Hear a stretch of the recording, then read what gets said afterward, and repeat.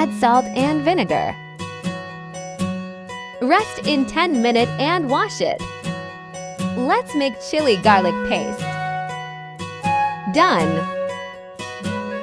Add lemon juice.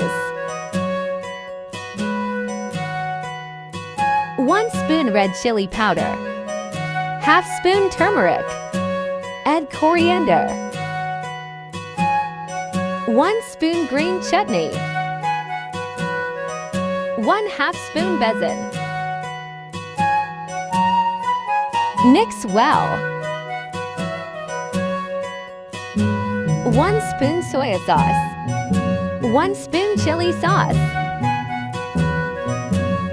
Mix. Add fish. Mix well.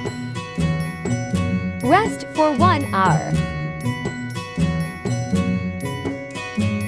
Add oil. Add fish and frying it.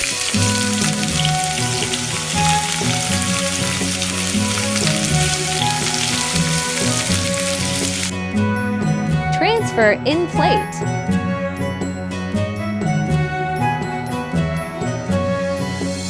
Like and subscribe my channel.